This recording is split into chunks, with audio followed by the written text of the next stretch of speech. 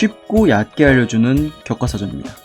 드디어 은간우 대 시릴가네가 만났습니다. 문자 그대로 세계 최강자 타이틀을 가리는 빅매치이자 파워 대 테크닉의 대결로 많은 이들이 기대한 올해의 최고의 빅매치입니다. 닿기만 하면 모든 것을 부수는 은간우 대 안 닿고 상대를 무력화시키는 시릴가네. 1라운드 시작부터 예상대로 링의 중앙은 은간우의 것이었습니다. 앞손 한번 뻗지 않은 채 스근하게 가네를 펜스까지 몰아넣는데 성공한 것. 이어 시릴가네는 펜스에 몰리자마자 곧바로 타이밍 태클에 들어갑니다. 물론 이를 시릴가네가 준비한 부분이겠지만 이어지는 초반 타격 공방에서 생각보다 은간우의 타격 압박에 애먹는 모습이 보입니다. 이는 은간우의 타격 이후에 플러스 알파에 흔들리는 모습인데, 자, 초반 스트레이트 거리 싸움에서 은간우의 흉물스러운 빠따를 주의하며 펜스로 조금씩 빨아들이는 모습이지만 이게 웬걸 스파링 때 클린치로 압살당하던 그때의 은간우가 아닙니다. 타이밍 태클이 들어오자마자 곧바로 스프로 이어지는 케이지 컨트롤. 기존 타격 원툴이던 은간우가 타격 이후의 확장성까지 확보해 놓은 상태이니 시릴가네의 머리가 조금 어지러워진 상태 하여 시릴가네가 펜스를 등질수록 손해가 커지는 상황입니다. 물론 이어지는 상황에선 시릴가네가 헤비급 정점의 테크닉으로 반격에 나서며 정찬성 선수가 보시면 기분 나빠하실 그 엘보까지 우겨넣는 등 좋은 퍼포먼스를 보이며 탈출에 성공합니다. 그렇게까지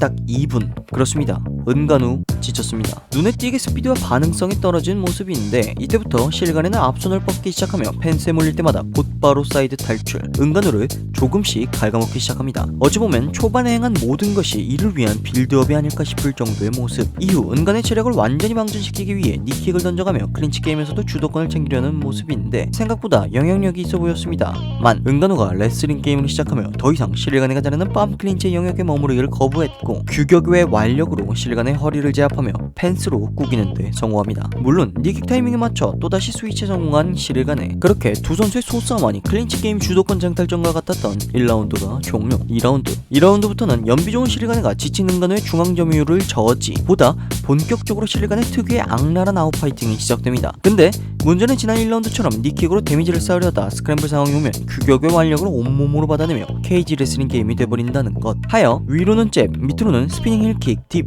등 중상단 킥을 활용하며 보다 멀리 아웃파이팅을 하는 시릴가네입니다. 그러나 문제는 은간우가 너무 튼튼합니다. 높은 출력을 내느냐 지 혼자 지친 모양새일 뿐이지 타격에 의한 데미지가 일체 들어간 기색이 없습니다. 하물며 중, 상단 그러니까 큰 모션의 킥들은 리스크에 비해 그다지 효율이 좋지 않은 모양새. 그러니까 잘 안 닿으니까 잘 안 던지는 은간우와 앞발로 가벼운 짤짤이의 비중이 높아지는 시릴가네의 형태가 됩니다. 그 결과 오히려 침착해진 은간우, 쓸데없이 낭비하는 체력이 줄게 됐고 너무 단단한 돌덩이를 어떻게 깨야 할지 생각해야 하는 시릴가네. 3라운드 드디어 앞손을 슬슬 던져가며 거리를 재는 은간우. 상태를 보니 역시나 2라운드 중후반부터 체력 세이브가 된 모양새. 그러나 그렇다고 시릴가네 신묘한 타격거리를 뚫는다는 이야기는 아닙니다. 좀처럼 잡히지 않은 시릴가네. 그렇게 3라운드 1분이 지나고 대형 사고 발생. 시릴가네가 경기 중 처음으로 기습 상단 딥을 밀어넣는데 하필이면 이게 빗나가며 그대로 은간우에게 싸잡힌 채 그대로 슬램. 너무나 완벽하게 사이드를 뺏긴 채 은간우는 탑을 점유하게 됩니다. 이때 길로틴을 함정으로 마운트를 잡는 은간우, 이어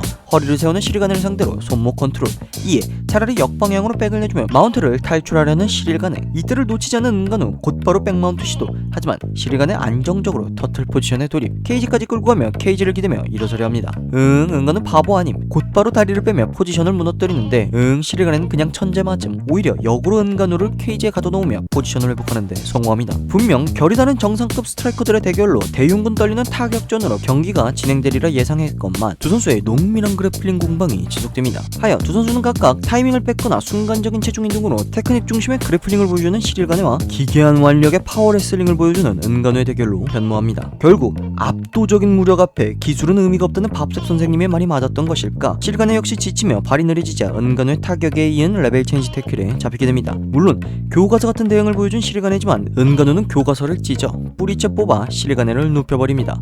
4라운드 역시나 3라운드와 동일한 타격전 양상이었습니다. 은간우에게 허리가 싸잡히기 전까지는 말입니다. 레슬링에 자신감이라도 붙은 것일까? 이젠 레슬링 테크닉조차 은간우가 더 나은 모습까지 보입니다. 그렇게 남은 4라운드는 생존하고자 하는 시릴가네와 프레데터의 집요한 공략으로 마무리. 5라운드 이제 시릴가네가 판정에서 이기기엔 너무나 많은 것을 내준 상황입니다. 결국 5라운드 초반부터 뒷손을 시게 던지며 승부수를 띄우는 모습. 이어서 은간우의 레프트 훅에 그림 같은 카운터 태클을 성공하며 분위기를 반전시키려 합니다. 하지만 경기를 뒤집기보단 은간우의 정석화된 수입으로 본인이 뒤집어집니다. 물론 하프가드가 먹힌 상황에서 은간우가 무릎을 올리자 이를 놓치지 않고 체중 이동, 멋들어지게 하체 관절기 그립을 잡는 시릴가네. 어림도 없지 기별도 안 오는 은간우. 가나를 뿌리치며 일어선 채 파운딩을 노려봅니다. 그러나 끝까지 포기를 하는 시릴가네. 발목을 제압하며 문자 그대로 계속해서 은간우의 발목을 잡아보지만 더 이상 그래플링은 은간우의 발목을 잡지 못했습니다. 남은 시간 은간우는 탑을 점유하며 시릴가네를 바닥에 묶어놨고 헤비급 챔피언 벨트는 원래 주인인 은간우에게 돌아왔습니다. 결국 튜닝의 끝은 순정이듯 MMA의 끝은 레슬링과 카프킥인 것 그만 알아봅시다.